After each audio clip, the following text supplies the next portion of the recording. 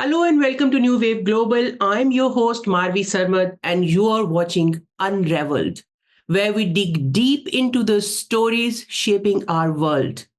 Tonight, we turn our attention to a significant event that's placing Pakistan at the center of regional diplomacy, the 23rd meeting of the Council of Heads of Government of the Shanghai Cooperation Organization, SCO. This 2 day gathering in Islamabad is a critical moment for Pakistan and the region as leaders from across Eurasia come together to discuss issues ranging from counterterrorism and economic cooperation to Afghanistan's ongoing instability. But what does this meeting really means for Pakistan and regional peace in South Asia? To help us unpack the significance of this meeting and what we can expect, I'm joined by someone with her finger on the pulse of foreign affairs. Our guest tonight is Ms. Mariana Babar, a senior correspondent who has extensively covered foreign policy and regional dynamics for decades. With a deep understanding of Pakistan's foreign policy and the intricacies of regional alliances, she brings invaluable insight into what's unfolding in Islamabad and beyond. She has joined us over phone. Welcome to the show, Ms. Babar. It's a pleasure to have you with us tonight. Thank you, Marvi. So, this meeting is being held in Pakistan under heightened security concerns, especially after the recent attack on Chinese officials in Karachi and also the ongoing political upheavals in the country. How are these factors impacting the confidence of the international delegates, and could they pose a threat to the smooth proceedings of this SCO meeting? Well, Marvi, Pakistan's security challenges and economic challenges have always been there. And in spite of that, we've always held huge conferences in Pakistan, SARC and others, even though we've been having and facing these security challenges. So this time again, yes, we are in a position where there are fears about the security position. But I feel from past experiences and the manner that the government is attaching to the security of the foreign delegates, it should be a smooth affair because it's going to be confined inside Islamabad and not all over. Mm-hmm. So those areas are being guarded. Holidays have been given for 3 days in which for the schools and other education institutes. So they'll be off the roads also.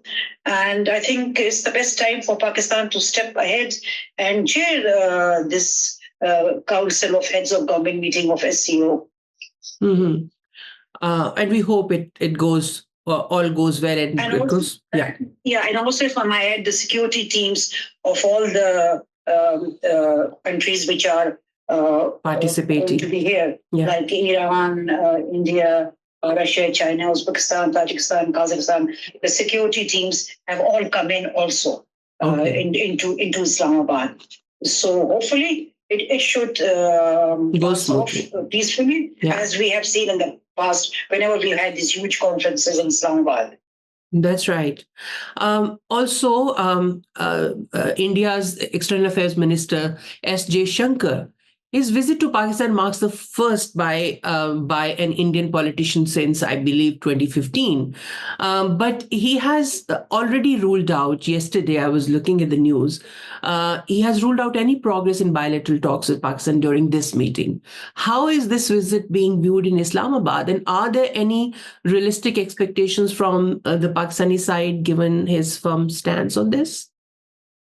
Well, your last question first. There are no expectations in the Foreign Office in Pakistan, as the spokeswoman clarified the day before yesterday that Dr. Jaishankar has himself said that there will be no bilateral talks, as was the case when former Foreign Minister Bilawal Zardari Bhutto went to Goa. And she said, well, that's self-explanatory that, there'll be no talks.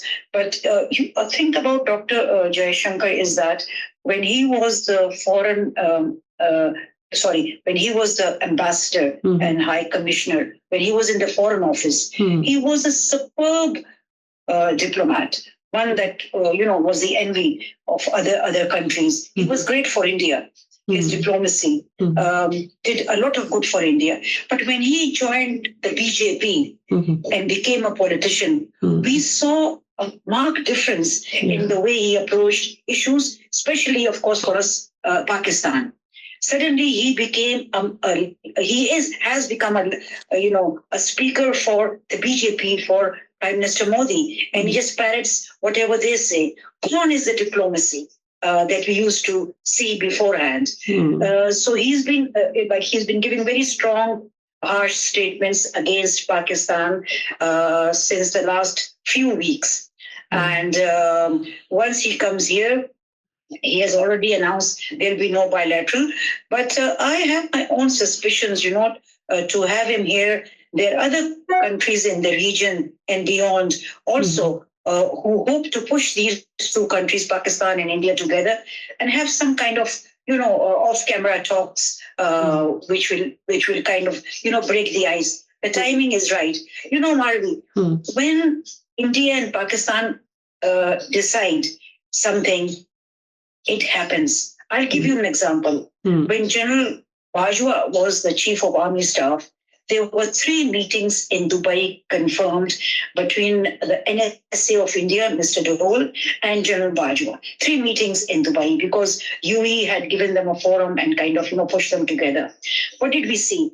We saw an agreement that we would keep on LOC code. We revised the agreement that we already had there. And as I speak to you, it's been now several years, but there has been no violation on the line of control. So when they want to do it, they do it. Then General Bajwa pushed for trade with India. Because when Mr. Modi came in the first time, he looked at Pakistan and he said, well, if you allow trade, because his eyesight was on the Central Asian republics, which has a huge market for India, and he would proceed through Pakistan and Afghanistan. That was his interest. If Pakistan would give him trade routes through Wagah up to Afghanistan and then the Central Asian, he would be interested. Otherwise, what would your country like Pakistan have for him? Yeah, that was his initial instance. And after that, of course, things changed. General Bajwa said to Imran Khan, who was then the prime minister, let's go for trade with India. Because this was another topic that he had talked to Mr. Dole about in Dubai. And he threw this out publicly. Imran Khan, as the prime minister, as the trade minister in those days, he agreed. And then when he went to the cabinet, all hell broke loose because there were hawks in the cabinet, including his foreign minister, Shah Mahmood Qureshi and others, who said, no way. And then they linked Kashmir with trade. So as the Prime Minister of Pakistan in the cabinet meeting, Imran Khan stepped back. Then we had General Bajwa. Of course, on Kartarpur corridor, this was something that was also there during Nawaz Sharif's time when he was the Prime Minister. But suddenly, you see a scene in the President House when Imran Khan comes to take his oath as the Prime Minister.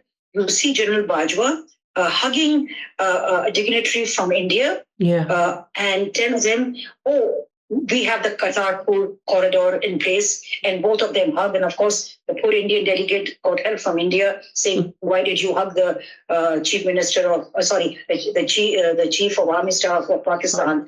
And he replied, well, we are both Punjabis and, we just embraced. So today you have the Kartarpur corridor because India was best hesitant in the beginning, but then, of course, he's got a large Sikh community in India and abroad. They pushed, and the corridor is there to work. So I go back to what I was saying. When India and Pakistan put their mind to something, it happens. Yeah. And where SCO is concerned, it's a great meeting place for these two countries to sit and talk around the table under one roof. And the common challenges that they face, security, trade, as they look towards the future, They see a promotion of cooperation. They see a new international political and economic order that's coming on. How to deal with all that. And Marvi, here I go back to these regional kind of forums like BRICS and like SCO. Right. The United States of America, a declining superpower. So Russia and China were in the forefront, even in SCO, to say, let's look at issues regionally. Because in the region, we have our own challenges, which are very common, which do not kind of resonate in Washington.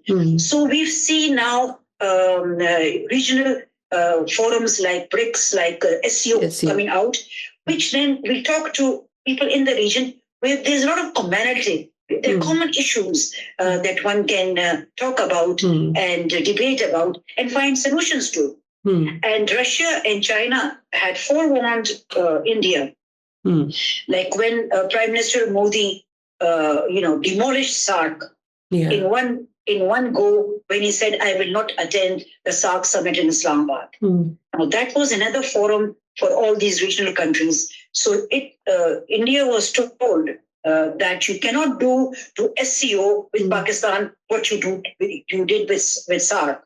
So having Russia and China in SCO is a great help where India and Pakistan is concerned. And believe me, Marvi, when Jaishankar comes to Islamabad, and I'm sure and I hope there'll be a huge delegation of Indian journalists and we give them visas, which will be very fair.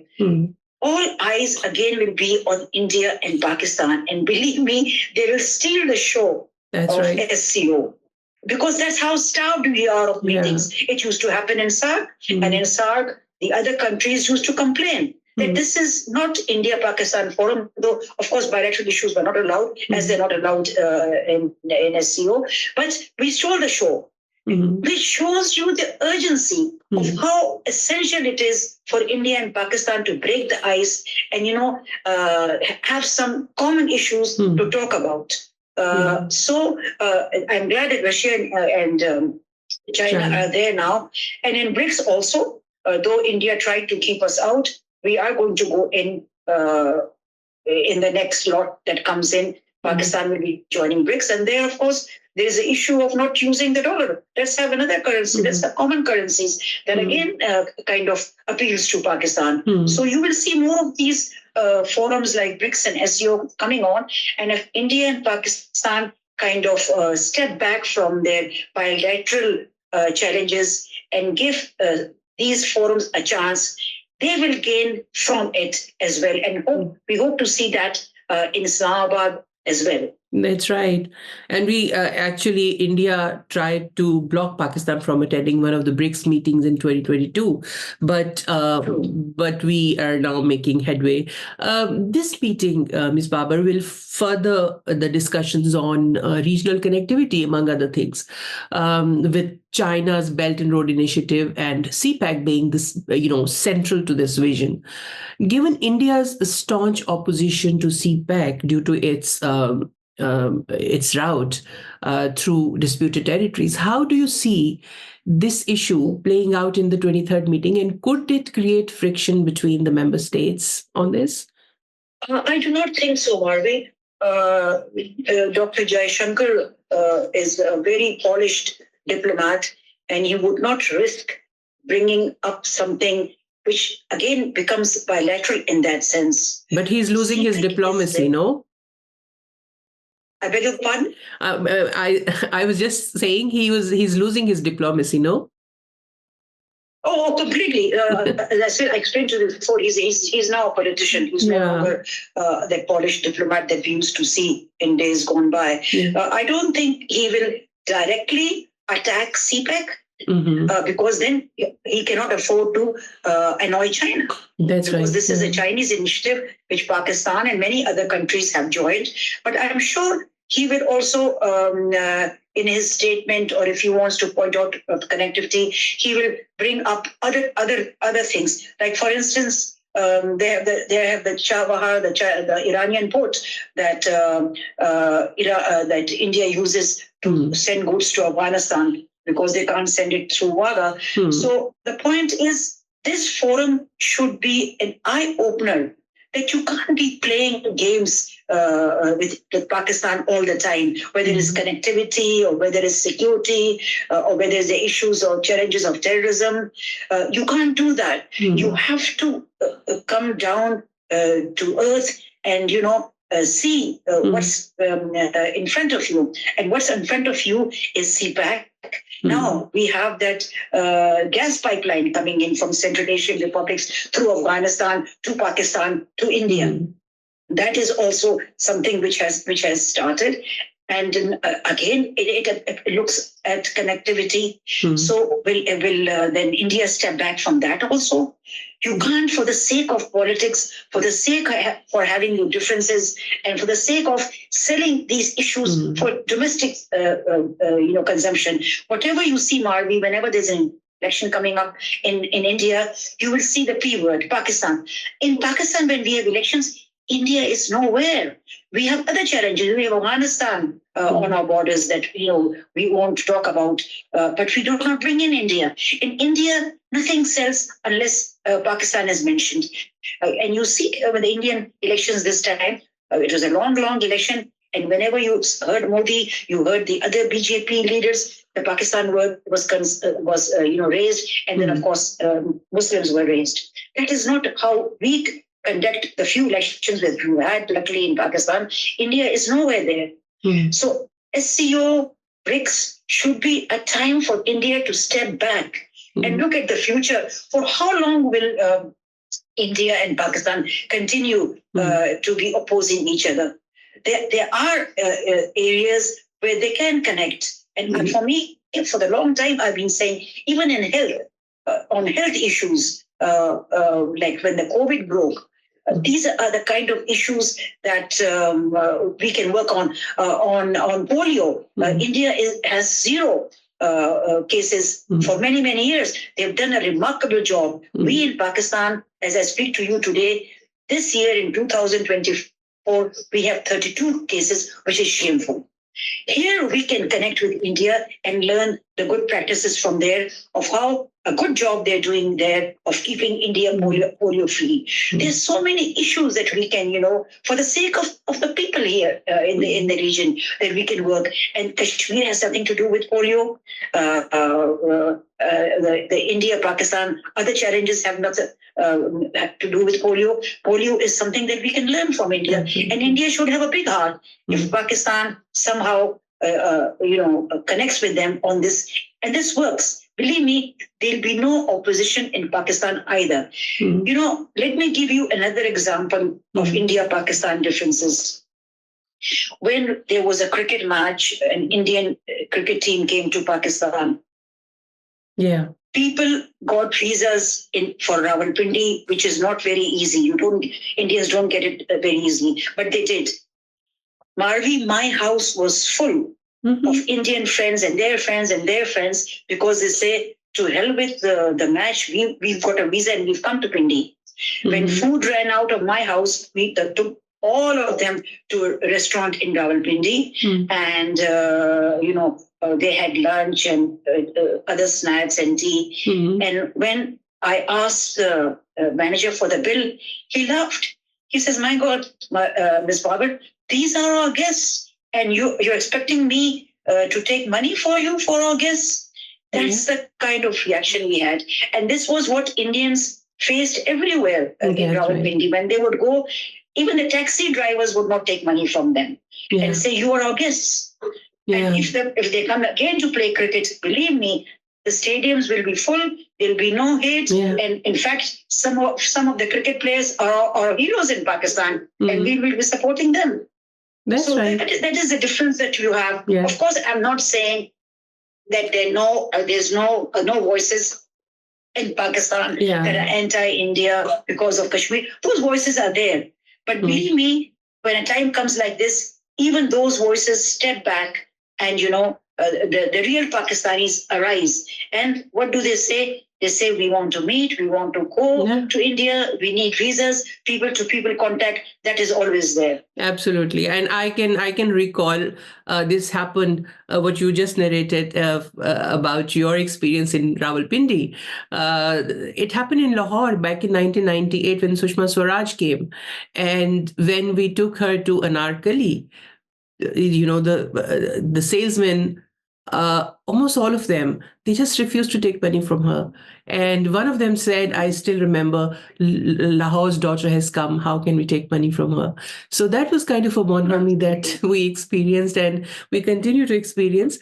But coming back to again to the serious issues, SCO has been also pushing for greater regional trade and economic cooperation in its previous meetings. In its 22nd meeting of head of the governments in 2023 as well. But India and Pakistan are locked in a trade deadlock, as you also mentioned. Do you think this meeting could offer any breakthroughs in resolving this standoff, or will the ongoing tussle over trade continue to hinder the progress? No, Marvi, I do not see the break of any deadlock or any issue between Pakistan and India in the SCO. Even if it comes to trade, what is happening right now?